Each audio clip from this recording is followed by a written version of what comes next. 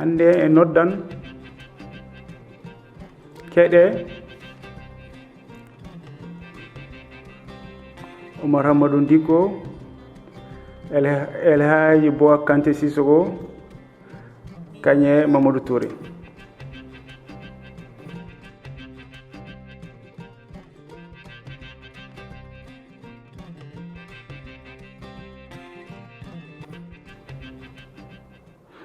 Jooɗe bisimilla.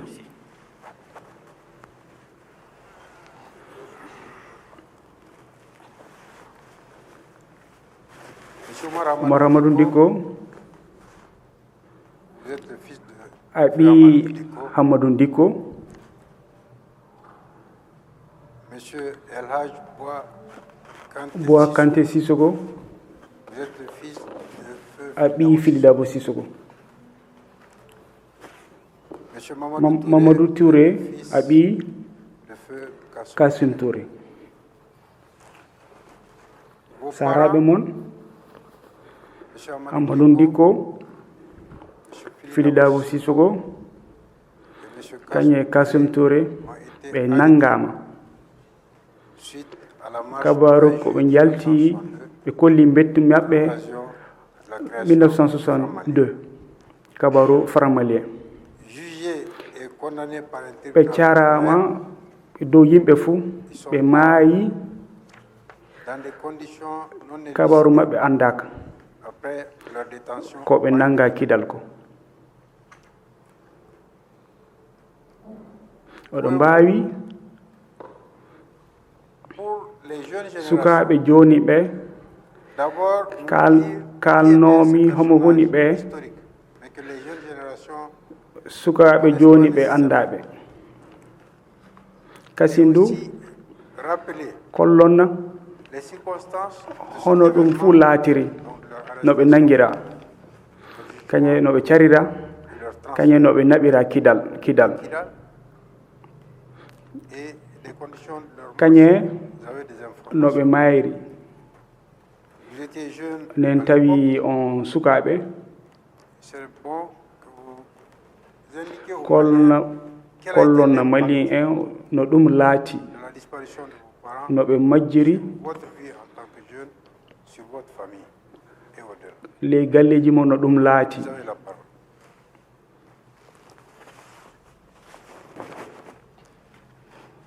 Je vous remercie, monsieur. Président Djoti Sanne Tiabou. Je tiens à remercier, Djoti, à louer notre Seigneur Dieu pour nous avoir permis de voir ce jour. Allah holli en hande 1962 2021 ana ɓuri duuɓi capanɗe joyi e jetti. Il faut Dieu merci. Joti Allah sanne avoir la grâce de Dieu. Ko Allah holli en hande ko holli en min jihi hande albarka Allah. Je tiens à remercier les autorités Joti laamiɓe Mali, actuellement les autorités de la laamiɓe joni e transition, et bien sûr tous ceux-là qui ont omo contribué à la fuu mise en place walli fa ɗum waɗa la commission vérité et justice et kabaru réconciliation. commission.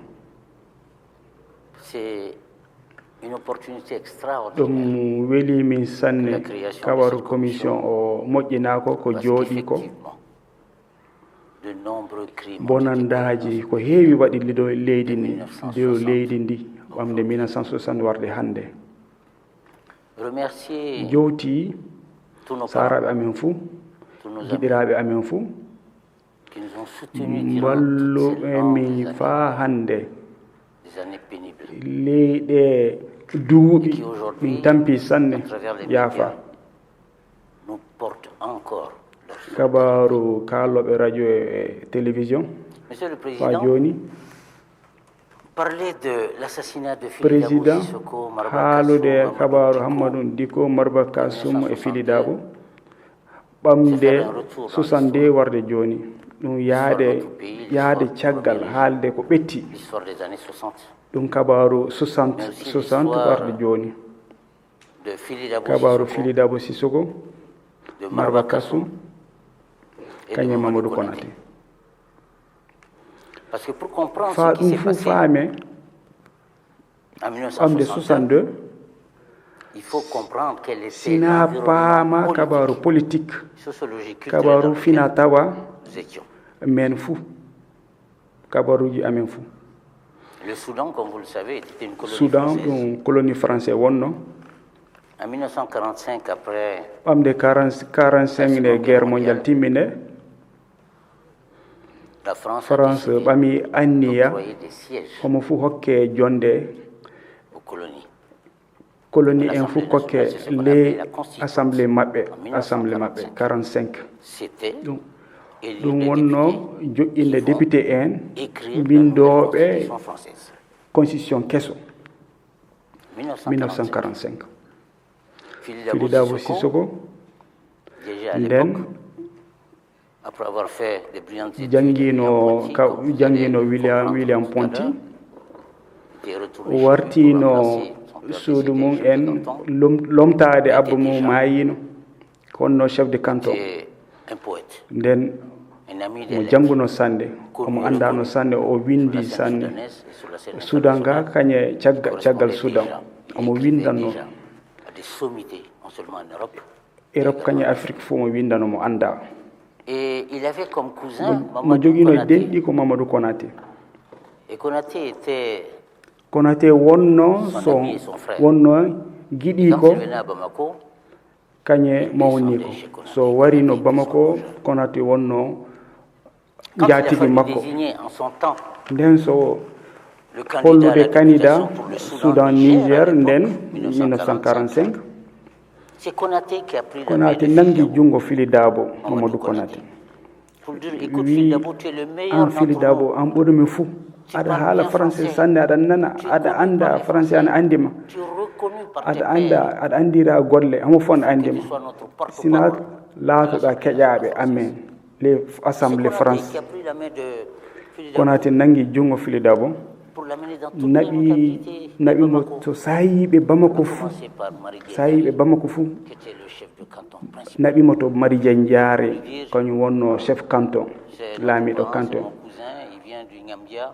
o denɗan ñamdia C'est o le meilleur ƴiwi d'entre nous. Et je souhaite qu'il puisse être notre.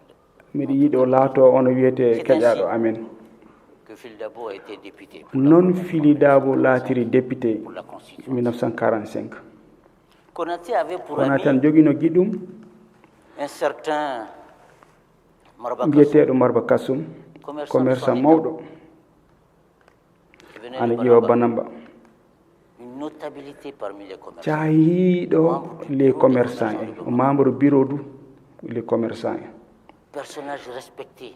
cahiɗo yimɓe ana teddinimo sane kabaru les commerçants omo anda sanne Et la boutique boutique Marba Kassoum était en quelque sorte wonno ɗo jonde maɓɓe guéré maɓɓe Konaté après ses Konaté so c'était un enseignant. Konaté wonno jangino so wala yahata janginoyde on wara joɗade to Konaté holli Fili Dabo Marba Kassoum Pour dire c'est mon parent. wima o mi sakiraɓe min ndimdaɓe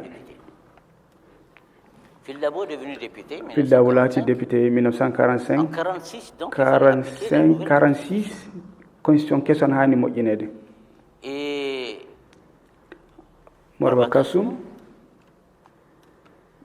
a dit wi Konaté heɗam a waddinimi Fili Dabo gasi c'est vrai o jannguɗo il est très mo jannguɗo instruit, mais sanne nous, ka c'est amin pas andi C'est an toi woni qui as beaucoup Bamako avec nous.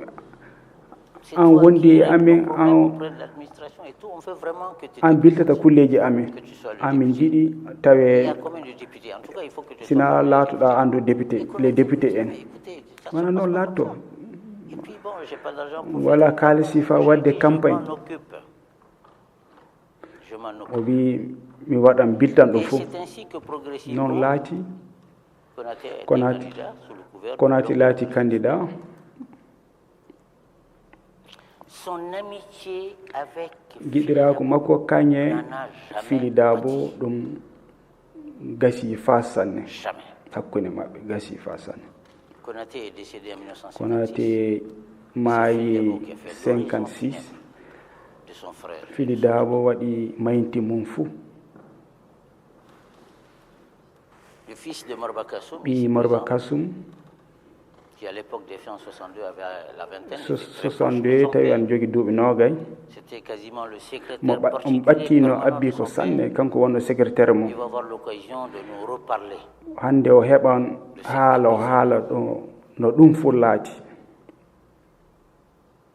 L'histoire des commerçants, Kabar commerçant en, la création du framalien no moƴƴinira, no ɗum fu laati nden et mouvement spontané kañe yimɓe jalti ni tan kolli metti mum en 20 juin.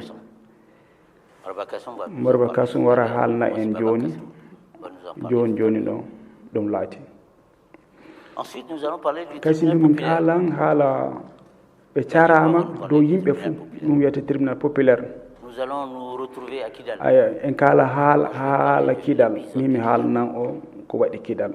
Kasi ndu Nous allons revenir gartan sur les conséquences ɗum bonandaji ɗum waɗi sur notre pays, waɗi le leydi sur man les conséquences sociologiques sur ces familles kañe bonandaji le galleji et sur toutes les familles galleji ɗi fuu no laati qui ont été arrêtées. ɓe nangaɓe Il y en a des centaines. ana ɓuuri yimɓe temedere. Et aujourd'hui, nous parlons au nom de ces centaines hande en kaala dow inde yimɓe temedere frustrés, keɓɓe bonandaji dilapidés, ɓe ñande vilipendés kala haalaji maɓɓe hande durant de longues ɓe années. tampinama bonandaji ɓe gaɗanama bonandaji ɗum kam haalna o hande. L'histoire donc de cette période, c'est un nden ɗo peu ɗum fu laati l'histoire du Mali que l'on fouille, kabaru qu'on a jamais taariki voulu Mali dire. ko haalaka feyi Jamais. haalaka feyi Chaque de feni plomb wotere haalaka sur cette partie de notre histoire. kabaru amen le taariki o haalaka feyi Amnésie ɗum générale. yeggitama. Nous remercions donc la commission de nous min permettre jowti commission de revenir sur kokkimi cette haala leçon. famin kaala no ɗum fu laati. Baba. baba mi hokkete haala kaala no ɗum fu ko annduɗa hen kaala fu baba. Mettre la caggal garde. mum Mato continue. mi haalan Madu. baba nangu haala homo wonno Marba Kassoum. اللهم صل على سيدنا محمد وعلى آل سيدنا محمد وسلم. jowti allah holli en hande أسرع هرلا على كاد هرلا. e mbaali e jaam en ñallo e jaam لوي بادوناك جماعة. mba ndaw kañe gouvernement fuu على كهرلا. allah waɗu no e jaam e cellal. allah hokkuɓe no ɓe laamiro leydi ndi. jowti yimɓe fuu ngarɓe hande ɗo min goni hande ɗo min mbawa haalde ɗum fuu no ɗum laati kamin kaalan seeɗa. mi haalna o konngol rewɓe gattuɓe ñaaƴe ana famɗi ka ana andi fuu ko waɗi politique rimi ɓiɓɓe nayo pene haasidi kañe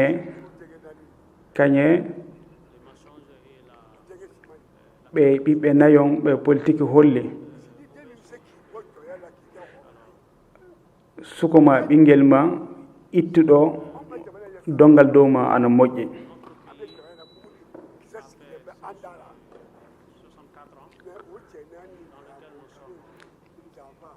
ɓe ɓiɓɓe nayon ittimi hokkimi indépendance hande Marba Kassoum Banamba jeeya Banamba o rima o mawni Banamba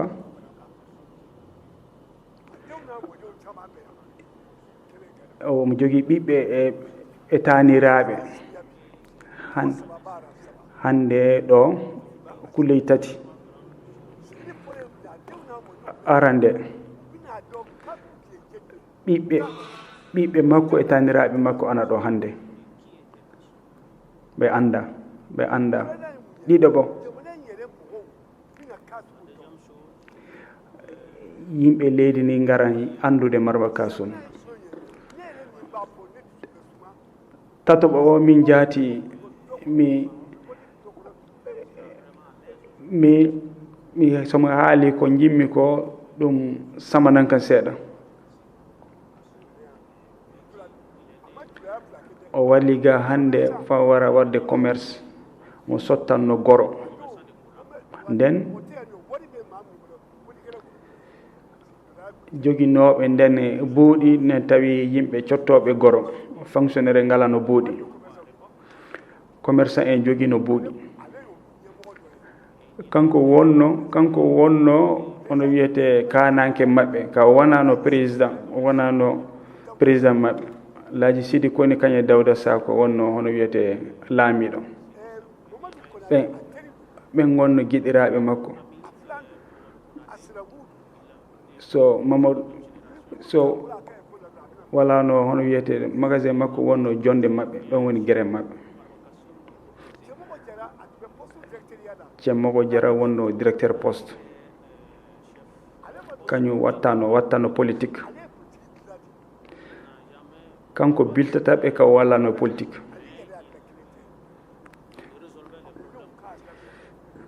ɓiɓɓe makko taniraɓe makko fa paama Konate wari ñande wootere wi a fooƴi sanne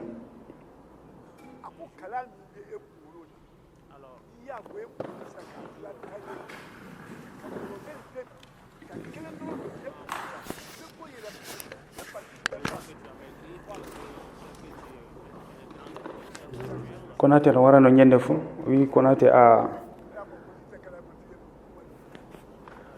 o wi jande ko woni e hoore mande sa a fecci nde 10 a hokki kan gooto tan mi joƴƴinan parti joni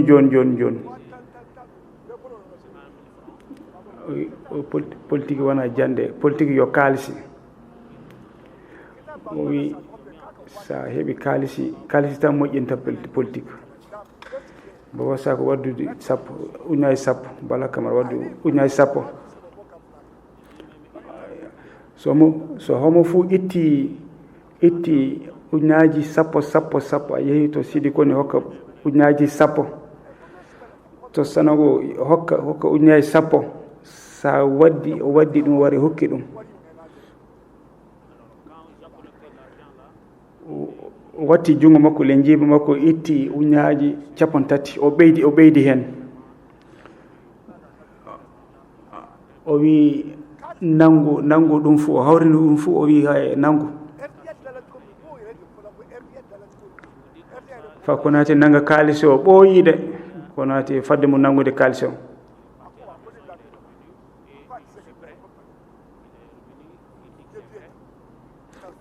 o ɓami velo makko witti balɗe 4 kasi o warti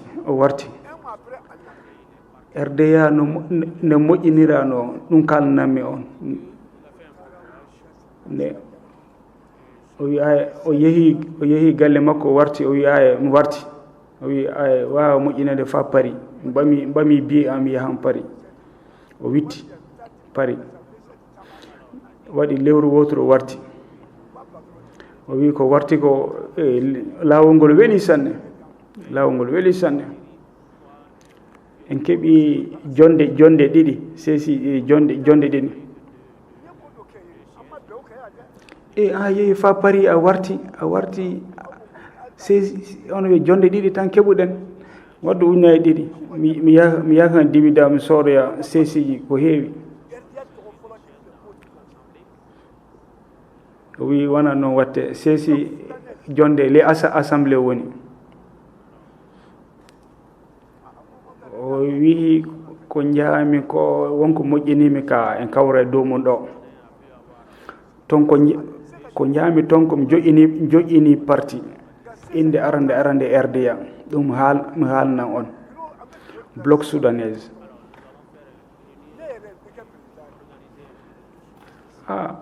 o wi sana moƴƴi minen min anda ɓe kelli ay parti o heɓi inde bloc soudanaise joni sina moƴƴinena bureau goɗo joƴƴinen bureau joni kokkena inde min jaati mi latto président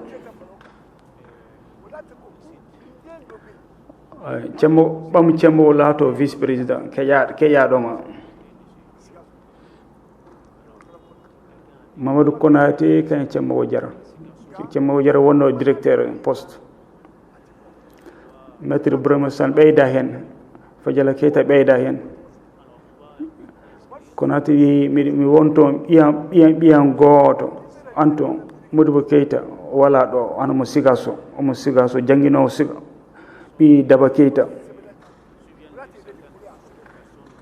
ko mbimi o waɗa fuu o waɗan o yaltata o waɗan windu inde makko winda Sidibé windu inde Sidibé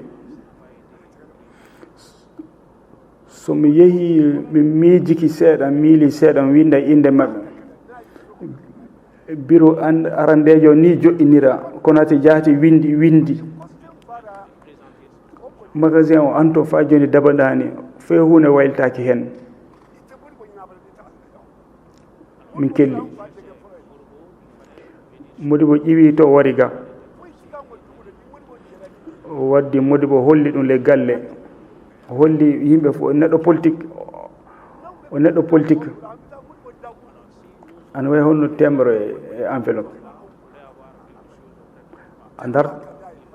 saɗa darta Modibo fuu galle amen o tawete ka Modibo laati hammadi abba amen le galle amen on few hunde wawa waɗere so tawi Modibo jaɓay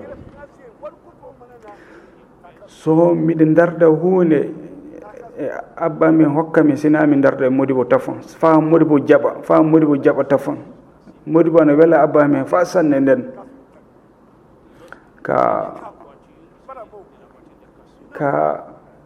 ono wiyete bonnude moƴƴade kabaru kalisi yaatu Kasim kañum hokkata fuu kabaru financement campagne mobile ko so campagne fuɗɗo mobile Kasim e ngon hono wiyete barmaji e maaro to ɓe jeehi fuu ɓe dartan yimɓe e mbawi wadde lewru lebbi ɗiɗi ɓe jaha ɓe jilto ɓe jaha gelle ɓe kolla yimɓe ɓe mbawi wallude en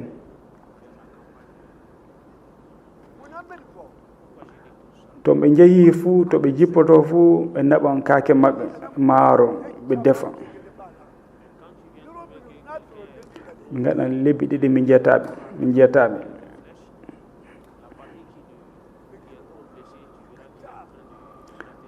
kabaru parti ko sawi mi haalan ɗum hannde haala ka ɗum fuu wawa haalede ka sa tawi neɗɗo ana jogii ono wiyete nawulla wawa haalde fof gotel ngel tan wawi haalde ana heewi bonandayiɗo ana heewi fuu wawa haalde so mi haala lebbi tati wawa heƴude en fam haala ɗum fuu faram malien moƴƴinama Kasimu salaki kabaru faram malien kalsi ko jogino fuu ono wiyete o wattiti ɗum fuu faram malien e noddi commerçant en kanko commerçant ko wonano président commerçant kanko sa wari to makko to ko kaajeɗa fuu sa haalinimo somo wawi o waɗa fuu gootum omo nanguiri yimɓe fuu neɗɗo gooto Kasim so tawi aɗa haaɓi ema son kaɓuɓe fe so a wari a won hono wiyete probléme a haalnimo o wallete sina sa wari mbiɗa o yaafe sono ɗum sa won hono wiyete kabaru probléme a wari a haalnimo o wallete ɓe noddi commerçant en ñande mum o wona celluɗo ɓe noddaymo neɗɗo gooto wari ƴeewimo wi Kasimu ɗo gonɗa a yaha commerçant en gondi e jiidal a yaha a yiyaka o wi mi anda ɓe mbiya mi sella noon o wi eɓe toon ya ɓe ɓami vélo ji maɓɓe ɓe jeehi o joƴini hono wiyete joƴini ɓe jotti o naati tan yimɓe puɗɗi kellude yimɓe dare ɓe darake ɓe kellata tan dare ɓe kellata tan o hunci juuɗe makko tan ɓe hono wiyete ɓe celi kellude o wi tiyaɓo moon ono e baraji on kellanayi kande on kellini hoore mon ko woni ley becce mon ɗum kellan ɗo min mbiɗa wawi biltude so jiimi wara e law mi wona celluɗo min dardi yimɓe délégation madala kananke ɓe hono wiyete ɓe muñana en seeɗa hande alarbare ɗo e alam sallah jaaɓi en tawdiran toon en gartan kalten ko heddi ko ɗum haala ko jama o fiiti joni ka timmi homo fu yimɓe fu kooti yimɓe délégation homo fu haynama sanne yimɓe fu mbitti min kooti galle homo fu hoti galle ɗum waɗi alarbare ɗum woni kasim wari haalay so on doomi hono wiyete ñande alan kasim wara haala caggal mo nanga on fuu ɓe dooma ñande mum alan o wi Modibo no wonno Jean-Marie no wonno to Sidou Baba no wonno ɓe fuu min fuu miɗe gonnon toon o nangi junngo gooto o nangi junngo Modibo o nangi junngo Modibo o wi mi halfinte o ɓiyan o esam on wiye Seeku Modibo nangi junngo makko Jean-Marie wi aya walla baasi mi naɓamo cabinet am min jaati on hokka kaalisi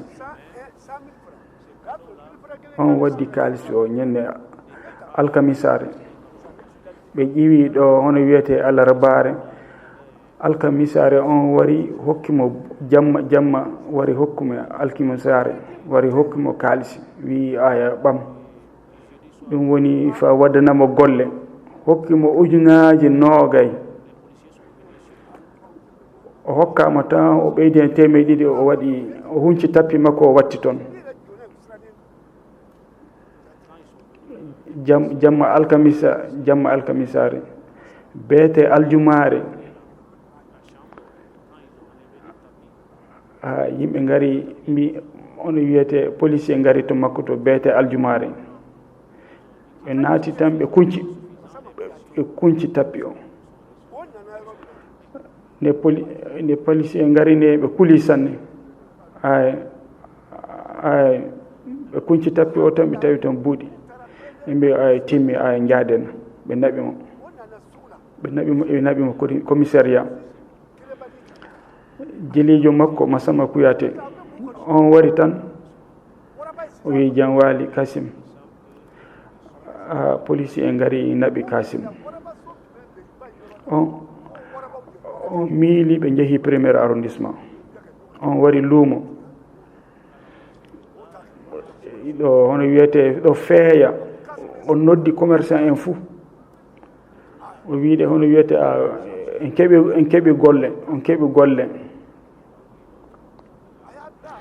yimɓe miili hono wiyete laddeeru jaati yalti so hono wiyete laddeeru jaati yalti fa nanga yimɓe noon yimɓe paamori ko wi on wona noon o wi hono wiyete en keɓi golle en mbi aya joppe Kasim joppe Kalsim ɓe puɗɗi hono wiyete weddade kaaƴe won gonnonoɓe 3e arrondissement ɓe anndi hono wiyete duko heewi tan policier ɓe jaari nokku goɗɗo ɓe wi ɓe gaddi soldasi e galleji amen ɓe piya yimɓe bibbaw hunde fuu ko ɓe tawi le galle o ɓami fuu e gaɗi toon gaz du fe gooto natata fe gooto yaltata bolol amen ngol fe gooto ɓettirtako toon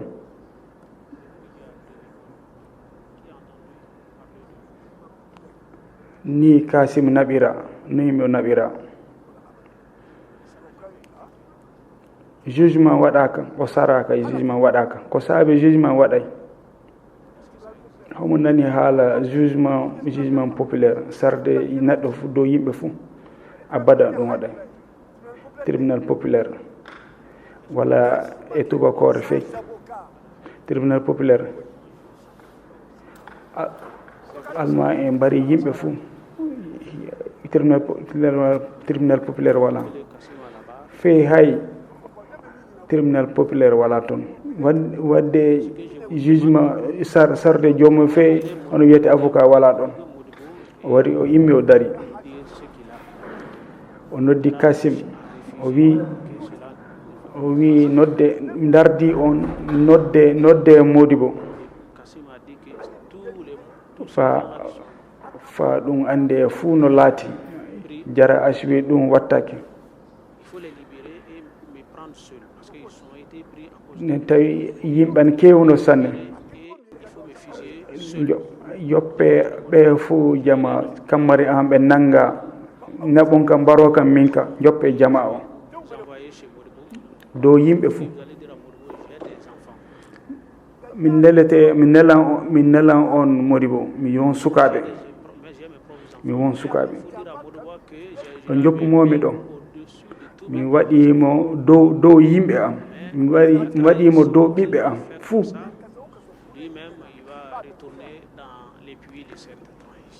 ka o jambiki ka ɗum heɗɗirtake noon fi o sama le ɓundu ndu o sama le o ɓundu ɓe naɓannoma kaso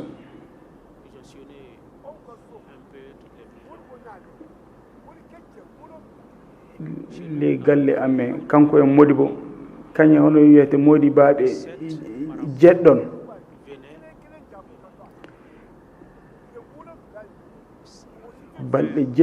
balɗe jeɗɗi fey gooto yeeye Modibo ɓe fuu kalluwa waɗananno ɓe gaɗana ɗum Modibo balɗe jeɗɗi ko ɓe ñamata fuu ɓe ndeldete Modibaɓe ɓe jaltata so Modibo noddanoma o wiyanno Modibo o miccintinanno Modibo ɗo ɗum fuu laati ko waɗani Modibo ɗum wawa laatade ko andumi hen ɗum woni ɗon ko andumi hen ko ɗum woni ɗo kabaru hono wiyete ko waɗi fuu fa ɓiɓɓe makko kañe taniraɓe makko paama ko waɗi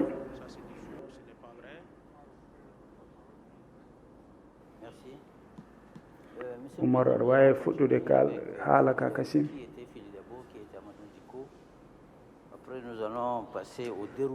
Président meɗeni haala kabaru Filidabo haala ko waɗi Kidal ko mi hokka hono wiyete Alaji Bois haala kabaru ko waɗi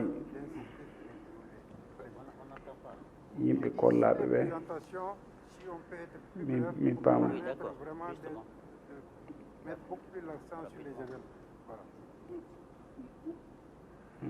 kaale ko waɗi ko fa ɗum fu ande. Merci beaucoup, Monsieur le Président. La commission. On est tiabo, Monsieur le Président. Commission CVGR. L'ensemble des autorités jowti on sanne. Présents dans cette salle. Jowti hono wiyete laamiɓe jooni ɓe gonɓe ley salle ɓe kañum ɓe keeɓa e warde ɓe. mi jooti malien ɓe fuu ngarɓe ɗo. Au-delà de cette séance, nous suivre sur l'OATM. Ay joni ƴeewoɓe ono wiyete télé ORTM Est une Fili Dabo e Hammadou fierté Dicko. pour moi. Fili Dabo Sissoko, d'abord, haala maɓɓe ɗum ana moƴƴi. Fili Dabo laatike à o janggi Bafouladé, du moins, Bafouladé o janggi tafon. dans sa vie scolaire. Dans sa vie O scolaire, laatike il a été à le l'école des fils jande de chef makko de Caille. Après l'école des fils de chef de Caille, caggal mo yo janngoyde kay caggal jande mum l'école normale fédérale de Fili Saint-Louis Dabo au Sénégal, avant o d'être yeehi admis janngoyde à la Saint-Louis prestigieuse Sénégal. école William Ponty de Gorée, d'où caggal il mo sort comme yo o yeehi instituteur. école mawɗo Dans son William métier Ponty ana d'enseignant, Gorée o yalti il toon a exercé o laatigi ono wiye jannginowo d'abord à Dori, c'est une ville de la le jande ko Haute-Volta, janngi ancienne, aujourd'hui kabaru Burkina o Faso. janngini doori Et ana Burkina de Faso. Dori, il est Kassindu devenu caggal doori directeur d'école o en laatigi Nara. Ensuite, e ono wiyete directeur Nara il a été caggal mum muté à o Welesebugu. laatigi o mita o fettama yaade mi Welesebugu. Fili Dabo a dû interrompre son métier Fili- d'enseignant Fili Dabo lorsqu'on l'a darni ono intronisé wiyete chef de ko canton janginta ko du Yambia. ko ɗum laati ko Parler de o cet laatoyki homme-là, ono wiyete on laamiɗo est ñamja. tenté de le présenter sous Fami haala les deux dow aspects suivants. Fili Dabo min Sa kollan carrière mo en haani tant hollirede qu'homme ne de ɗiɗi lettres. kabaru Ensuite, le ministre Oumar Dicko, golle avant makko moi, a dit kañe qu'il s'agissait, o laatiki n'est-ce neɗɗo pas, lettre sanne faddan haalde d'un philosophe, d'un Oumar anthropologue, Hammadou Dicko haali wi on wiyete o neɗɗo lettre janngoɗo lettre o philosophe une œuvre très variée, n'est-ce pas, o waɗi golleji lobbi qui a ko comporté heewi des romans, des récits. o windi ono wiyete roman e récit Au titre info de ses écrits, o windi dewte ko et heewi puis là, le bindi makko eɗe mbawi wiide livre qui a été primé au o windi Festival dewtere de Dakar. Et le keɓu livre keɓuɗo prix to Dakar to La Savane Rouge, dewtere nden qui a eu le prix ana spécial wiye du Savane Festival Rose de Dakar en heɓi 1966. prix spécial heɓi ono wiyete festival des arts nègres Il heɓi faut prix rappeler sanne que lors de fa miccintina on la délégation malienne festival à ne l'époque conduite par El Béchir Golobo délégation Mali jaaɗo ton o n'a voulu hoorejo maɓɓe El Béchir Bologo et ce prix o jaɓa e nangude jusqu'à prix o présent prix n'a été prix remis o ni au Mali ni à sa famille. hokkaka Mali Et Jean, hokkaka je saraɓe voudrais makko dire hokkaka que Mali j'ai eu ce témoignage miɗa yiɗi de la haalde part du professeur Gaussou Diawara de mi Assoman, heeɓi ɗum hakkika qui participait Gawsu effectivement, Diawara n'est-ce Allah pas, hino à la yaafamo délégation malienne à l'époque. gonnonoɗo les délégation En o plus, ñande mum la kañum Savane haalni Rouge, kam il y a aussi ce caggal mum la caggal mum Savane Rouge Fili Dabo Sissoko o windi pasoji mi Fleur et Jardin Armakis, kuude sage o windi ɗum ɗum Armakis, les Noirs et la culture. Feuille de brousse o windi ɗum ɗum les noirs et la culture o windi ɗum fof o windi ko heewi Il est wiide le Malien qui a Ede le mbawi plus écrit, on peut se permettre de le dire, ou en tout cas parmi les Maliens. malien winduɓe sanne dewte omo e maɓɓe Pour Fili Dabo, c'était un engagement. Un engagement parce que windude dewte Fili Dabo ɗum o yinno ɗum sanne ses écrits Fili Dabo ne yinno offrir, n'est-ce pas, bindi makko ɗi disons, la part de participation des Africains au courant évolutif de l'humanité. fa hono wiyete C'était son ɓaleɓe fuu hannde ana jogii hono wiyete jonde ana jogii lunde o windi ɗum ko windi ko ɗum o holli ɗum sanne politicien fili a été plusieurs fois nommé no wonno e politique ni française, notamment à la o laatiki hono wiyete député assemblée arndejo e ɗiɗo to France to commerce et de l'industrie dans le o laatiki secrétaire d'état o laati commerce et industrie Et ces interventions kañe le gouvernement Robert Schuman ont été très remarquables. haalaji makko le assemblée ɗum andama sanne yimɓe andinimo andi ɗum Dans sa députation, ɗum fan haalna on misalu a mum œuvré, fili ne wonno député ne o golli sanne n'est-ce pas, de l'esclavage. fa Tout le monde le sait. La fa hono fameuse wiyete loi yimɓe qu'on appelle fuu la loi rimɗine Boigny, certes, porte le nom de saria mbiyeteɗo o foye boigné inde o foye boigné ana dow o saria à un groupe parlementaire, au même groupe parlementaire, o fof gonana wonno ley et walde c'est un travail walde parlementaire en question. e fuu walde wonde wotere ɓe gonno C'est évertué à essayer de faire Fili. comprendre aux autorités o françaises waɗi golleji ɗi fuu fa hono wiyete français en keɓa andude soyons, so ɓe jiiɗi enen ils doivent nous en fuu laatuɗen gooto yimɓe laatuɗen neɗɗo gooto sina ɗum les eɓe kaani jatude en fuu territoires d'outre-mer yimɓe avoir les mêmes ɓiɓɓe droits leydi que les citoyens de la métropole. jooɗi ɓe hono wiyete outre mer homo fuu heɓa hakke Vous vous mum rappellerez que oɗon il a andi produit, n'est-ce pas, en oɗon compagnie miccito d'autres parlementaires français, kanko e yimɓe woɓɓe gaɗi golle gooto françaises, et dans, ɓe mbindi dans cette nouvelle politique française, mbindi deftere mawde la nouvelle politique française de sorte que nous ayons kabaru droit politique France des gens de la métropole.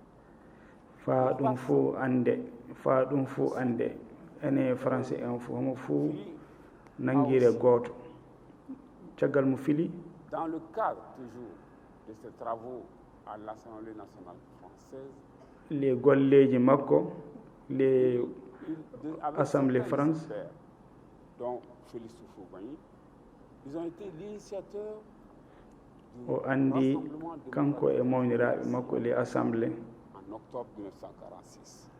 kamɓe gaɗi joƴƴini hono wiyete rassemblement démocratique octobre 1946 sen kaali dow RDA ko wiyete Il RDA s'agit de la plateforme ɗum RDA, waɗi so indépendance hokka de parti politique. ɗum walde mawde kañe kabaru politique walda Du 20 au 22 octobre 1946. RDA yo walde mawde À la yo fin fedde de mawde ce congrès, on a élaboré un manifeste. caggal 46 Et dans ce manifeste, ɓe bindi caggal mum le bindi dans l'Union, le bindi ɗi ɓe gonno walde c'était les partis, le PSP, Soudan le PS et PSP ane le PS bloc soudanais. kañe Donc, en kañe quelque bloc sorte, soudanais on peut dire que Phili Dabo, eɗen mbawi wiide Fili Dabo précurseur de yo l'indépendance, donc pionnier de l'indépendance. Une autre preuve pour dire que on Phili Dabo on a été neɗɗo pionnier de kabaru ley indépendance neɗɗo arandejo ley kabaru indépendance Parce que quand on parle des indépendances de notre pays, bien qu'on ait Général de Gaulle. en réalité, le début c'est l'appel.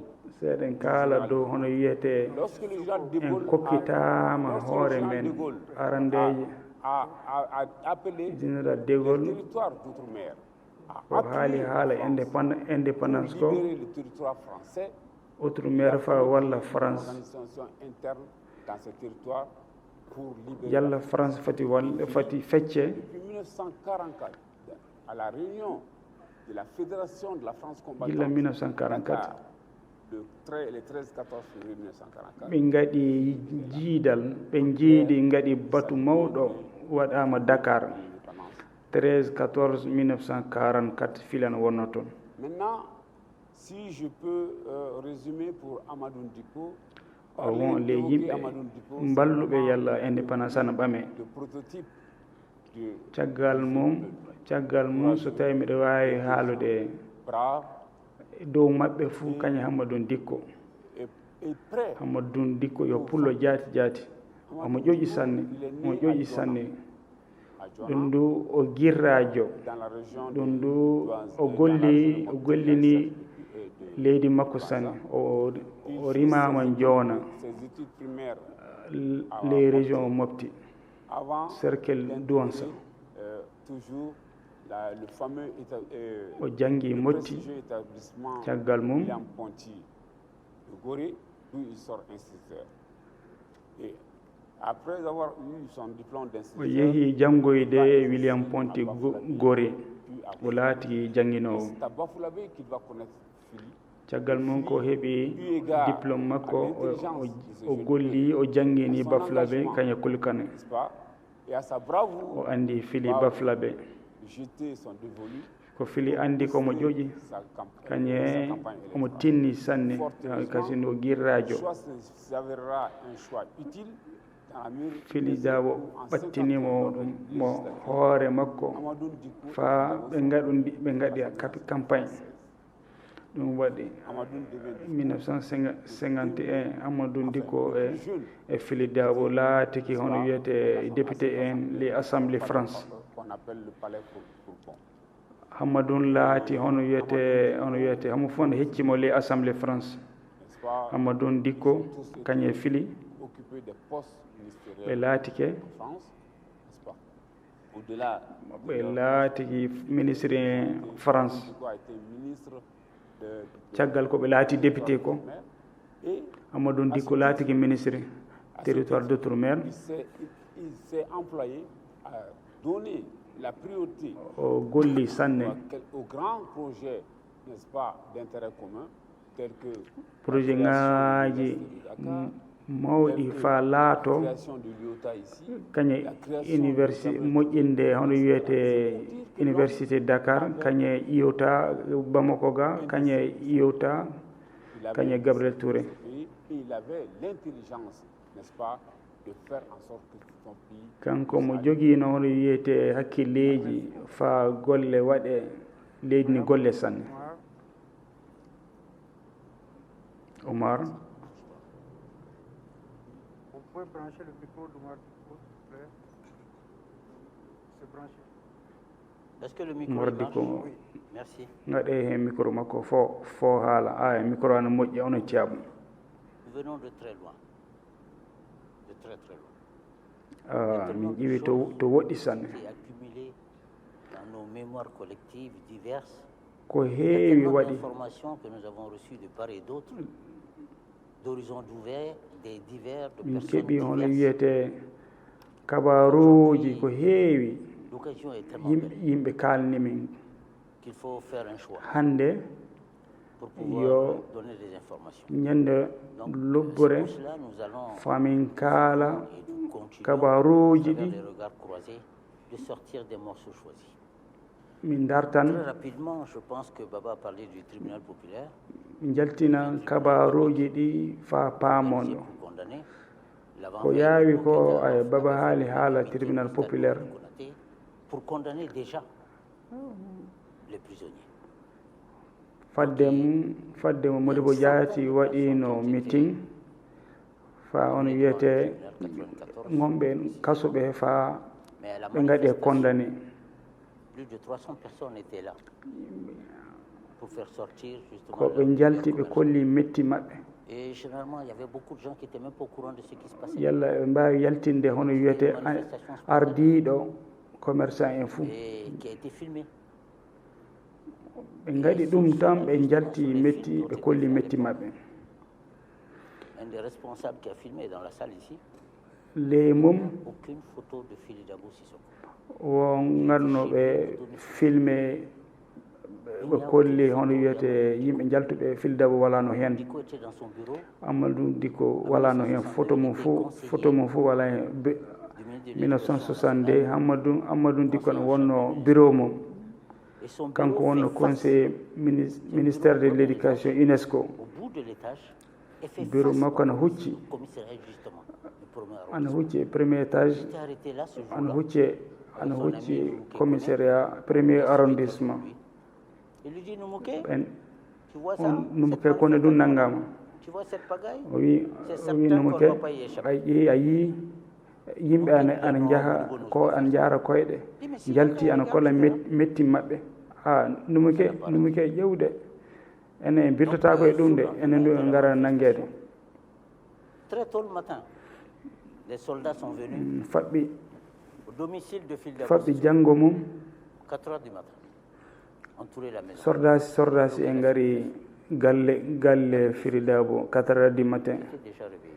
gila beete law ɓe nangi nokku o fuu Ensuite, ils sont venus domicile ɓe à nangi 15 Ambou, Firidabo caggal mum encercler le domicile de 15 Ambou. ɓe ngari galle makko 15 ans 5 mboko heures du matin. Mon père était là. 5 heures du matin ɓe ngari to Ils Hammadou Diko l'ont arrêté. tili Les julde soldats sont rentrés ɓe dans la nangi maison mo comme chez Phil Dabo Sissoko. Ils ont tout cassé. sordasi en naati le galle o ɓe nangi ɓe keli fuu le galle e makko ɓe naati le bureau makko On fouillait toutes les chambres. ɓe ɓami kaake makko J'avais 6 ans. ɓe naati hono ɓe naati le galleji ɗi Mon grand frère, ɓe naati le garuji ɗe en tawi miɗe leeli to mi duuɓi jeegom joguinomi miɗe leldino hono wiyete mawnan nous menait dans la sordasi en naati ɓeɓe piya à yimɓe genoux. Pendant ɓe qu'ils étaient en train de jaltini fouiller ɓe la maison, tout jaltini cassé. kam min e mawna ɓe jaltinimi La même chose. ɓe naati ɓe ƴeewa le garuji ɗe eɓe ƴeewa eɓe kela Plus jamais revu Amadou Diko. hono mum waɗi Notre mère qui to était en Filidabo pleurs, to gilla nden minen min jeeya e Hammadou Dikko kasi demandait à ce qu'on vienne s'asseoir à côté d'elle. innam ana jooɗino omo woya o wi min ngara min jooɗo bange makko Toute la journée. tawi eɓe pili galle amen Chez Phil Dabo, la même chose. Le quartier bouclé. Nous sommes restés Filidabo comme cela pendant 1 mois. Personne n'osait rentrer dans la maison. min keddiki ni ana yaha lewru fe gooto natta galle amen sina so tawi hono wiyete saaraɓe amen kañe giɗiraɓe amen garata galle amen On a arrêté Phil Dabo. yimɓe fukkulɓe Marba Kassoum.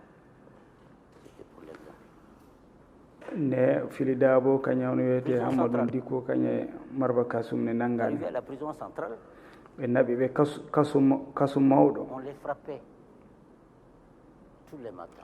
eɓe piya ɓe beete fuu Jean-Marie Connet, qui a eu vent de cela, est venu à la prison. Il dit, mais il paraît qu'on... Jean-Marie Kone wari kaso ƴeewi o wi o nani oɗon piya ñande fuu qu'on n'a pas commis. fa kalona hoɗo he Jean-Marie Connet prend sa voiture, monte à Koulouba. kalona hoɗo he ko gaɗay ko kalon ko gaɗay Jean-Marie yalti yeehi fa Kuluba o haalni Modibo C'était ça. o wi Modibo an aɗa wawi jaɓude Filidabo ana fiye beete fuu Mais je vais leur dire Modibo wi mi anda wala e andal am mi hannamɓe fa ɓe cela fade ɓe piya ɓe on ne peut pas Jean-Marie wi mimi waɗi ɗum wiɓe fati ɓe piye kasi sinon toi-même tu passeras par là. e mbawa nangude yimɓe mawɓe hono ni nangueɓe hono ni ɓe piye ɗum yimɓe mawɓe moƴƴa International, à commencer par Oufo Boigné. o haala mo heewi leydi ndi Senghor, les présidents de l'époque qui kañe avaient côtoyé e foye Boigné e Senghor Maurice Yamego, le président e Yamego anduɓe ɓe Amani Diori, président le président Amadi Diori Dada, qui a pris spécialement son avion, qui était un ami de président Mauritanie Ouldada qui venait à Bamako ici, supplier waɗi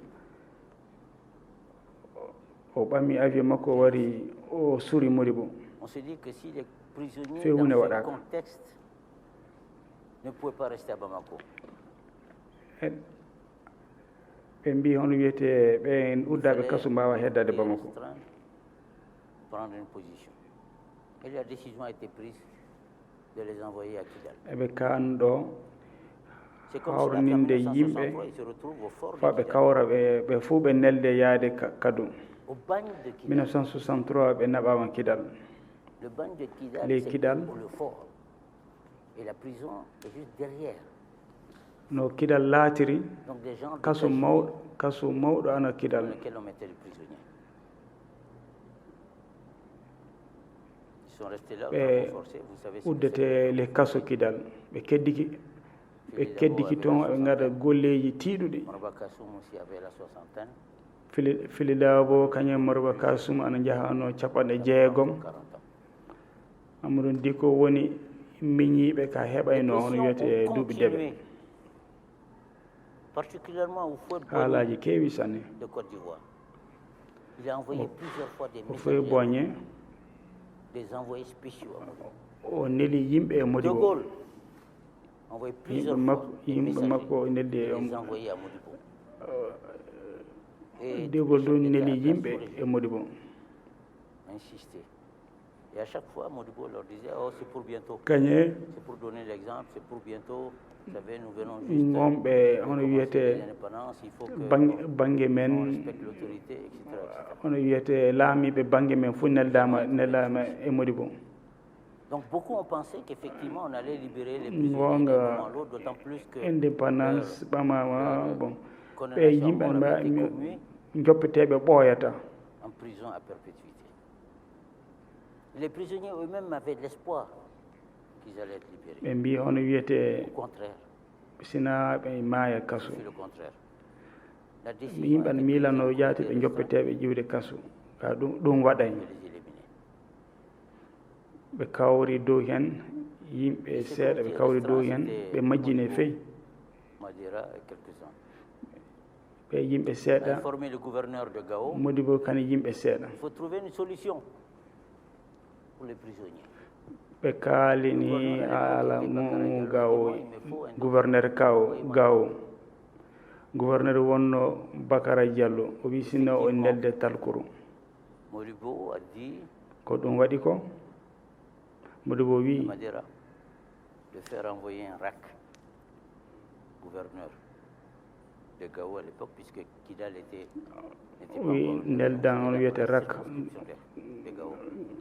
neldan gouverneur gawo rak Et voilà, Kidal wonna walano continue gouverneur du tawi RAC. laataki région tawi gawo laami ɗum d'après un maître rak o ko waɗi ko qui me l'a dit personnellement, maître Demba Diallo haalni kam no ɗum waɗi faites voler définitivement ma nder nelli rakki o les oiseaux. Faites voler définitivement immine pooli ɗiɗi dow les 3 oiseaux. pooli tati Madera wona pooli ayant ɗiɗi reçu tati ce RAC-là, Bakara madera heeɓi rak o ayant reçu, envoie le RAC Bakara à Dibisila, qui était à neldi Kidal. rak o dibi silan wonno Kidal Dibisila kañum laamino appelle toon bien sûr son homme Dibi de Silla. main à l'époque, Jean Bolon Samaki, lieutenant. noddi Lui qui me constitue un peloton d'exécution. lieutenant Jean Bolin Dans le Samake Bamako. fa ɓe moƴƴinano ɓe mbardirte Marba Kassoum Filidabo e Hamadou Lieutenant Dikko Jean Bolon Samake constitue, Jean Bono Samake lieutenant ils sont une dizaine. o hawrini yimɓe mbaroɓe ɓe yimɓe sappo eɓe jaa yimɓe sappo 12 février 1964, alarbare 3 heures du matin. 12 février 1964 Cortège s'ébranle beete 3 heures en direction cortège maɓɓe yalti du sable et du vent. Destination inconnue. ɓe kucci hono wiyete jaarendi e henndu fe goto anda ɗoɓe jaata fe goto anda ɗoɓe jaata Des heures et des heures. heure uji kewɗi eɓe À un doga moment donné, e mobile Le maɓɓe président Jean Boldon m'a won ɗo arrêté ɓe jotti au bout de 4 heures de temps. Jean wi dare J'arrive dans une zone ko air nayi ɓetti ko qui était salite, wonno ɓe qui jotti s'appelle Tadji Djoumet. hakkunde Bouressa e Tessalit ana wiye Tadji Djomet À quelques kilomètres de cette oasis-là, qui était un camp militaire à l'époque. kilométre ŋaji ana keewi fadema yottade ɗon ɓe darni hono wiyete mobile aji maɓɓe hakkunde kaaƴe ɗiɗi Arrêtez. wi ɗo noon Les soldats dare descendent. Se mettent en ligne. soldat si en jippi On fait sortir les prisonniers qui se mettent ɓe en marche. jok- Il dit, mettez-vous ɓe sous jokkodiri l'arbre, là. Allez-y vers l'arbre.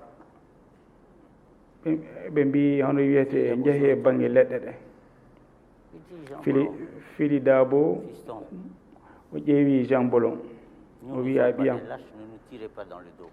Nous ne sommes pas des fuyards. Pour la petite histoire, hono wiyete fati pellemi caggal amen minen min gana dogoɓe Jean Bolon Samake weli sebu banggue c'est lui Bamako qui a recruté Jean Bollon nde Fili Dabo laati directeur weli sebu kanko nanni Jean Bolon Samake contre le école gré de ses parents. Hein. Et c'est plus tard qu'il est tawi devenu saraɓe soldat. makko jaɓay fe Donc, caggal Fili mo se laati retourne, dit, soldat Jean, nous ne sommes pas des lâches. Fili wi Jean Ne nous tirez pas dans le dos. fati pellemi caggal amen minen gana yimɓe dogoɓe Ils avancent. Donc on dit, on ne va pas vous tirer dans le dos. eɓe jaa Mais il faudra que vous ɓe creusiez mbi vous-même hono vos wiyete Bolon wi min pellata on caggal tombes. mo Mamadou Diko lui dit, écoutez, sina onon jaati asonna kabaruji monɗi que les charognards mangent notre dépouille. Il dit, dans ce cas, creusez votre tombe. Hammadou dit, wi creuser, parce que wi min jiiɗa hono wiyete la force.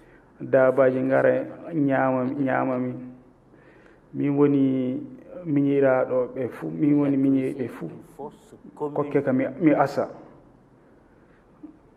pour les 3 prisonniers. o asi yanande mawde ɓe yimɓe taton Fili Dabo dit entre-temps à Jean Bollon Samake, Fili Dabo au wi membre du peloton, o wi Jean Bolon Samake kañe êtes en yimɓe train- mo wondunoɓe dit, mes enfants, ko gatton ko vous êtes en train Oh d'écrire non, des Bible, pages hein. sombres de notre histoire.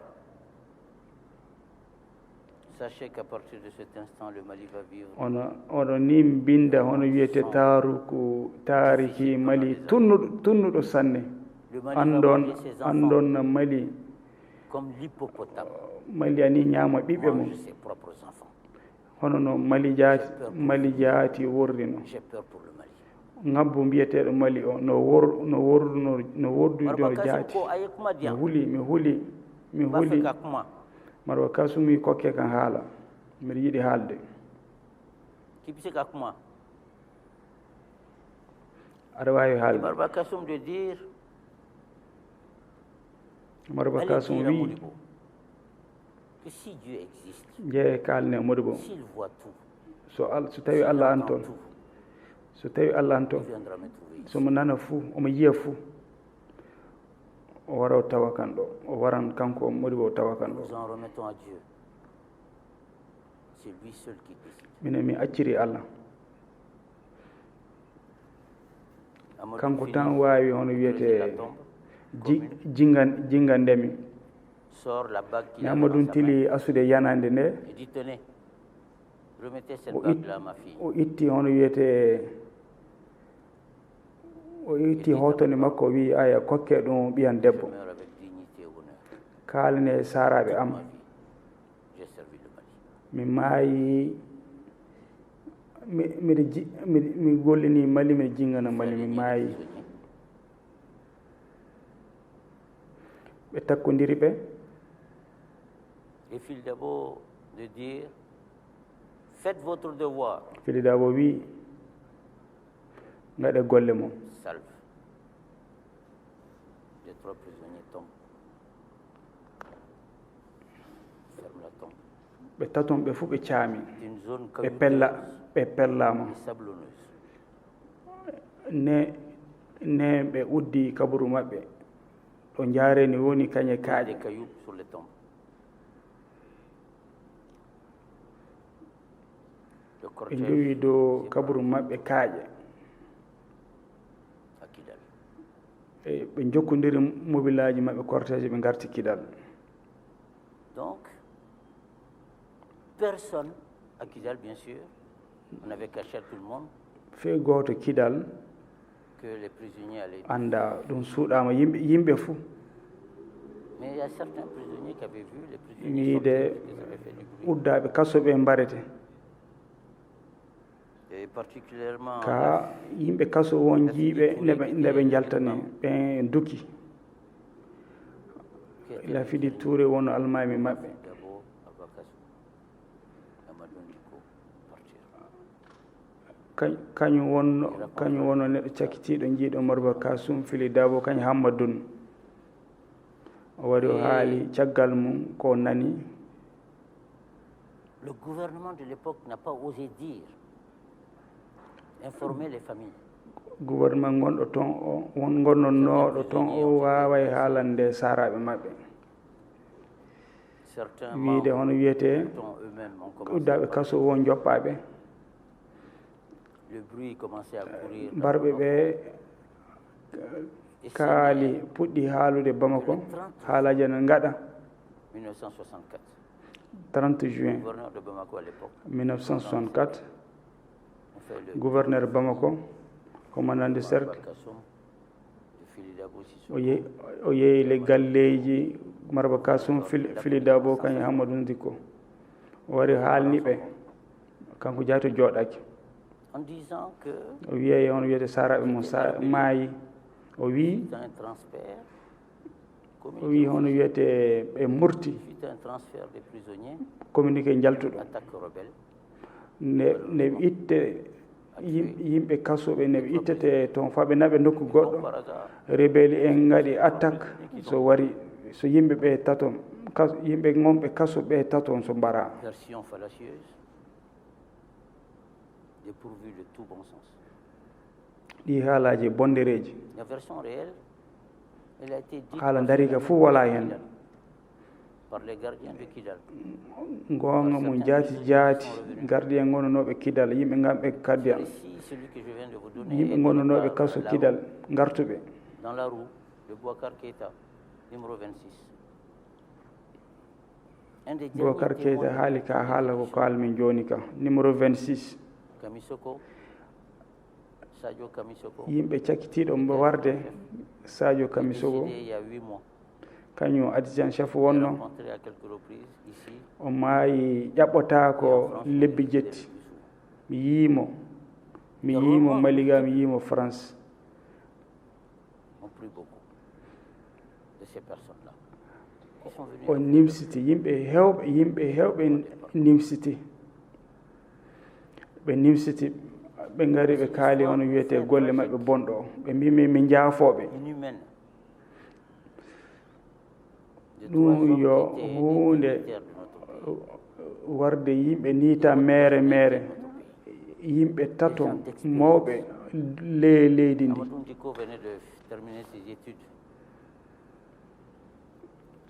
ɓe yimɓe yo mawɓe ɓe jogi andal sanne Amadou Ndiko tilinoki jande mum Voilà la tête qu'on a coupée. caggal ko laati député et ministre Sommité. o jangi fa o walla leydi makko o ɓe tacci hoore mum C'est l'un des rares hommes politiques Fili Dabo yo neɗɗo mawɗo jannguɗo sanne politique pour les générations à venir. mbinduɗo article ŋaji ko heewi Mais au Mali, ici, on ne le lit pas. yimɓe o neɗɗo politique ɗo mbinduɗo sanne Les universités américaines, les universités européennes, ka ley Maliga ha o janngatake ko windi ko janngatake imprévus.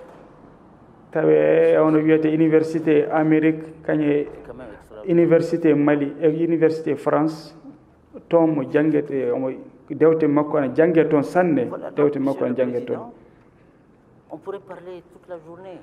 leydi makko a darte yimɓe jegitanmo Événement majeur Monsieur le Président, eɗen mbawi haalde dow maɓɓe dow o bonanda ko waɗi leydi Mali où le régime a 1962 a pensé qu'on voulait kabaru politique ɗum hunde mawde et a pris des mesures tout à fait inopportunes. so tawi yimɓe laamiɓe kuuli ɓe joƴƴini kulleji ko laatata ko wawa laatade. N'aurait pas mieux fait. Donc les conséquences les politiques mo neɗɗo so walla e ma fuu yo hono wiyete les conséquences sociopolitiques wona neɗɗo lobbo sont énormes. kabaru keɓal kabaru politique ana mawni sanne. Je ne suis pas contre le franc malien, la création Fili Dabo na haalanno du franc malien, mais je pense tout simplement que c'est trop tôt. kanko wona franc malien o wiide o yiɗa franc malien wona ɗum ko nani franc malien ana waɗa o yehi to Maraba Kasum o wi Maraba Kasum haaldu e ɓiya Modibo omoni hono wiyeto omo yawni sanne Maraba Kasum haaldu e makko kabaru franc malien e tawdiri hono wiyete to Maraba Kasum. Fili Dabo wi Maraba Kasum Modibo aɗa yiɗi moƴƴinde franc malien ko wawa weltede ene franc hono wiyete Soudan enen Soudan malien leydi me yo hono wiyete leydi jaago lamɗam kañe hono wiyete goro so ƴeew lagine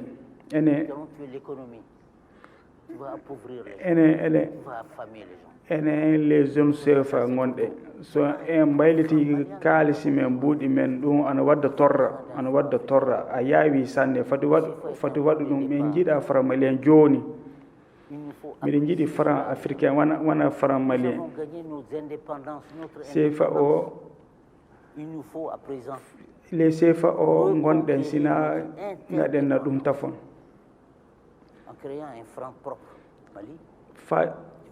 fa joni ƴeewen hono wiyete fa kewten hoore men tafon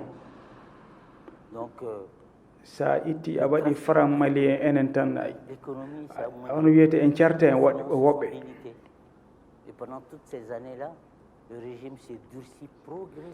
hono wiyete ɗum hono wiyete jagum men fuu bonan laamu o tiiɗan sanne hono wiyete duuɓi ana jokkodiri ɗum saabi kudeta waɗi assemblée fusi institution ngaji ɗi fuu ittama kulleji kewɗi moƴƴinama ko yaadata e kulle kasi ndu ministre populaire arme yihi tiiɗalla ana jokku en leydi ni sina gonga haale yimɓe darki hono wiyete en rang kabaru sikkoro nde Somex moƴƴinani ɗum waɗi so yimɓe murti yimɓe kuli liberté hono wiyete yimɓe puɗɗi hono wiyete anda jeddodira duuɓi jetti fee gooto haalata haala mum ɓiɓɓe men kañe taniraɓe men woni ko anda en mbawa moƴƴinde leydi ndi dow pene sina gonga haale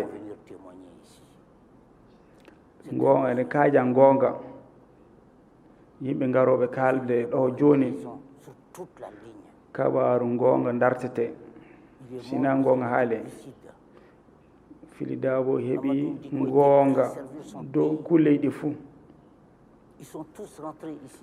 sabu Amadou Dako Fili Dabo warama sabu dow gonga warra au Amadou Soudan, Dicko en du 1959, kamɓe après avoir renoncé kamɓe à la modibo nationalité Keïta ɓe française fuu ɓe garti ɗo pour servir leur pays. garti Soudan 1959 L'inimitié, ɓe caliki nangude France hono wiyete nationalité France fa e mballa leydi maɓɓe.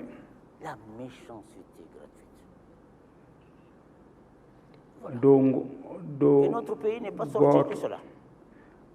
hono wiyete ha sidako Malheureusement, c'est dans leydi min rentrer yalta dans e la dow culture ɗum au tan quotidien. dow ha sidako Regardez la succession d'humiliations que l'on fait subir ɗum encore. naati hono wiyete hono wiyete kulleji amen Malgré le cas yimɓe ana jannodira tan de Amadou yaage Bamba tan Kassoum, regardez l'histoire récente de notre pays.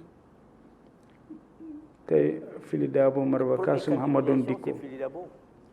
kulleji ko ɓetti joni ko Il a été humilié et assassiné. Modibo Keïta Fili Il faut Dabo le dire. Modibo Keïta yannama o warama Humilié. facina haale Celui qui l'a suivi. Moussa Traoré ko waɗa o yannama Alpha Omar Konaré, jokkuɗo e makko attete ɗum yannama Alpha Oumar Konaré kañum ndu yannama humilié, Jongunda pour ne pas dire plus. kañum ndu yannama sanne Chacun des chefs d'État du Mali. laamiɓe Mali fuu ɓamde 1960 yottade hannde ɓe fuu ɓe jannama ɓe fuu ɓe jaagiki ka ɗum fuu monsieur le président ene mbawi landade sina landoɗen Il y a de quoi se demander qui veut être président homo de ce yiɗi pays. homo yiɗi laatade président Mali fa yanne Il y a un problème tiiɗalla ana woodi pour nous tous. ko moƴƴa ana waɗa le galleji amen tiiɗalla ana Nous sommes dans un pays d'humiliation. eɗen leydi ɗo yannete sanne yaage tan sinan gonga haale pene ko heewi waɗama On a trop menti aux gens. En 1958 c'est le ɗum PSP qui a mo demandé yiɗi l'indépendance. haalde PSP kamɓe darti hono wiyete kamɓe darti indépendance RDA ana wonno ko saabi mi fena hande monsieur le président Monsieur le Président, onon woni yimɓe commission un devoir. onon kaani haalde ngoonga sina ngoonga haale malien kaalne ngoonga Chaque régime a eu ses hauts et ses bas.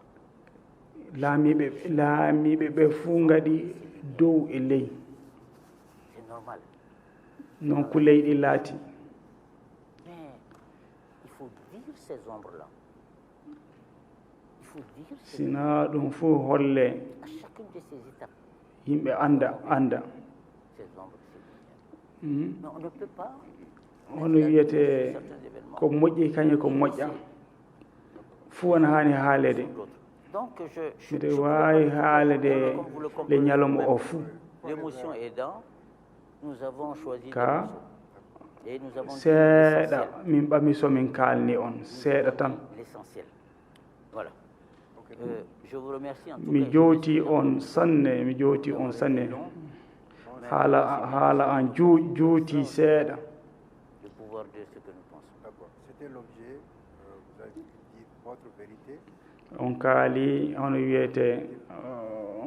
hono wiyete bonandaji ko waɗi ga wona tribunal ga ono wiyete confrontation wattake onon tooñaɓe kañe e ŋaɓɓe bonandaɓe hono on keɗiki on keɗoto on 60 ans après, ko duuɓi caɓanɗe jeegom ko ɓetti hono ngorruɗon conciliation nationale, dow kalde kawral koɗum jinɗo haalde koɗum jinɗo haalande mali yimɓe Mali il y a un lycée qui porte son nom. ɓe fuu lycée ane inde maɓɓe Fili Aujourd'hui, Dabo par e rapport à la Hamadou Dicko réconciliation, koɗum avez-vous un jinɗo message? haalande yimɓe Et on terminera par là. D'accord, je vous remercie encore une jowti fois. on Je sanne reprends la parole wiide minen pour dire que pour ce qui nous concerne, nous, minen keɓɓe bonandaji min jaafiki nous avons pardonné, monsieur le président Monsieur le Président. Allah yo mawɗo Seul Dieu est grand. Allah wi Moi qui vous parle, j'ai été le président du cinquantenaire. Et dans cette mi même laatiki salle, hono wiyete président j'ai cinquantenaire organisé une rencontre de réconciliation et de pardon. entre le mi waɗi président hono wiyete PSP RDA yalla ne jaafodira mi waɗi batu mum yalla ɓe jaafinora 31 2010 31 mars 2010 de partage, un grand moment d'émotion. Et nous voulons que mbiɗa ça yiɗi serve ɗum d'exemple. laato misalu Nous voulions en tout cas que ça serve d'exemple. Et je pense que nous sommes dans mbiɗa cette miila leymo gonɗen Et vous, votre rôle, c'est justement de travailler onon à golle cela. mo yalla ɗum fuu Donc, ana nous waɗa avons pardonné. mine min jaafiki ka min jeggitayi de min jaafiki min jeggitayi Il ne faudrait pas que des faits comme ɗi cela hono mum se reproduisent. wargo kañe Nous voulons- tiiɗalaji fade waɗa kasi La révision de ce jugement inique. jugement ngaɗuɗo o Systématique. hono mum waɗa e La fey Constitution du Mali. ɗi Nous kiite voulons, et c'est très hana important waɗede pour kasi faire notre deuil. miɗen jiiɗi La reconnaissance des lieux. min jiiɗi andude La to reconnaissance ɓe mbara des to lieux famin de jiya crime. toon La to ɓe mbara to reconnaissance des miɗen jiiɗi lieux de yiide crime. toon Parce que nous yalla voulons faire ɗum notre deuil. Et miɗen cela, vous culta pouvez le seeɗa comprendre aisément. Nous souhaitons qu'il y ait des yalla miɗen funérailles, jaha min jiya yanande maɓɓe ɗo ɓe leeli une réhabilitation totale et omo fuu entière hokkite hakke mum de ces notabilités hakke mum de ce pays. ƴeewe ɓe mawɓe Nous no voulons, haalira comme ni cela l'a dit tout à l'heure, qu'on restitue à la famille de Phil Dabo Fili Dabo ko heɓi hono wiyete piriŋaji ɗo hokkite fes qu'il a été on neɗɗo mawɗo une des sommités, kabaru hono sommités wiyete de l'écriture. ley bindi kañe maliga kañe afrique fou Nous voulons que la min salle jiɗi Amadou Dicko, sal qui est à amadou l'Assemblée dikko nationale. les assemblée Vous savez, du assemblée temps d'Alpha Omar gillande Konaré. alpha laamide il a fait ouvrir des salles au nom de Phil Dabo, de Amadou, de Konaté, de Hawa Keita, sal mawɗo à l'Assemblée nationale. sal amadou dikko La salle Amadou Dicko aujourd'hui n'a plus sa moƴƴinama vocation initiale. no Allez voir à ko l'Assemblée secrète. moƴƴinira ko laataki noon laatiraki noon min kaali famin tampi Il n'est pas normal que min dans un ɗum pays haana décret, laatade leydi décret ɓame ɗum wattake nous voulons miɗen jiiɗi ono dartono dardon gouvernement au gouvernement cérémonie mawɗo de prière waɗa et de réconciliation waɗa yalla yimɓe ana kalda ana kawra yimɓe fuu pour toutes les victimes. yimɓe torraɓe kewɓe torra Parce que des ko choses bonandaji hewɗi gaɗama ko boni waɗama sanne très graves se sont passées. Et on continue à violer. fee joni o yimɓe mbaraɓe ɓe caggal mumen ko boni anni waɗe faa fe joni ko boni ana waɗe tiiɗalla ana dow leydi ni sanne Tant qu'on ne so va en pas jafodiray pardon, tant qu'on ne va pas demander pardon à Phil Dabo, Amadou Dicko, so en mbiya hono wiyete collectivement, yimɓe kewɓe bonandaji Fili Dabo Hamadou Dicko so en darda e ɓe jaafo en leydi ni heddirto vous avez ce onon rôle-là, ɗum vous pouvez woni le faire, vous golle avez la mon oɗon volonté, mbawi wadde oɗon kaani wadde et vous devez le faire. minen Parce que nous sommes bettirike passés des crimes individuels. gilla e mbarda yimɓe goto fa joni eɓe mbarda yimɓe jama Des warte massacres systématiques. jama warte yaade ɗum e mbawa wellade ɗo Sinon, mbawa wellade ɗo so wona ɗum Mali heddotako kasi je souhaite en tout cas que mbiɗa yiiɗi commission mon votre commission puisse donner en tout cas les lignes de mbawon conduite qu'il faut. gollonna Vous sanne êtes indépendant. On vous a vu au mi travail. jii hono wiyete ono Vous mbawi connaissez l'histoire de ce pays. gollude ono andi leydi ndi Aujourd'hui, vous faites l'histoire de ce pays. ono mbawi joƴƴinde leydi ndi anda ono mbawi joƴƴinde leydi ndi En tout cas, nous min nous jooti on sanne remercions. min Nous jooti remercions en tout cas la commission commission de nous avoir donné cette on opportunité. kokkimi o C'est wakkati au nom de nos seeɗa familles min au mbawa nom de nos amis. haalude et de nos familles de toutes parts à travers le monde. e inde au yimɓe nom de fuu tout cela, yimɓe fuu inde Qui ont yimɓe fuu été des victimes keɓuɓe de la bonandaji bêtise humaine, de l'arrogance humaine, ono de la wiyete méchanceté humaine. les torraji ɗi ono tiyabo. Merci, Monsieur le Président. Monsieur le Président. Ok. Deko Sissoko Touré, Sissoko, Monsieur Touré.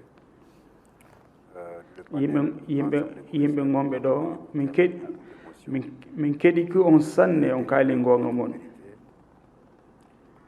Nous partageons votre min ballan on le tiiɗalla moɗon dow tiiɗalla moɗon min ballan on sanne. perdu des êtres chers. yimɓe mo majji mbaway hon wadde mayinte mon. Nous avons pris bonne mi note ɓami fuu de ko mbiɗon ko recommandations. ko mbinduɗon ko fuu mi jowti on sanne. Le fait que malgré votre douleur, vous avez pardonné. tiiɗalla ko woni dow mon fuu o mbawi o jaafike.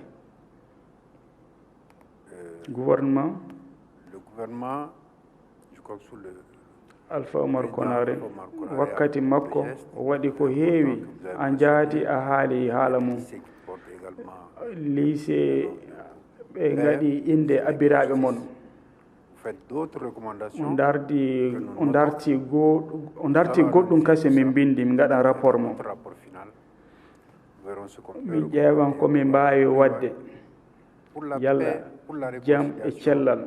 dans ce pays. Ces audiences publiques ne visent pas à remuer le ɗum couteau wona dans hono la plaie. wiyete fami itta tiiɗalla ɗum fuu min mbawa ittude tiiɗalla fuu min mbawa ittude ka yimɓe kewɓe bonandaji ngara kaala ko keeɓi L'unité nationale. ko ɓe gaɗa. Pour que le Mali dépasse ces événements malheureux. yalla so tawi tiiɗalla waɗi fuu kaalena kawrena jaarena yeeso. Donc, au nom du dow panel, je inde vous panel mi remercie jowti infiniment, on fuu pour vos ley témoignages. haalaji mon L'ensemble des Maliens, toute la communauté jamare nde humaine fuu partage votre douleur et partage ɓe vos jaɓi hono préoccupations. wiyete tiiɗalla ngaɗɗo.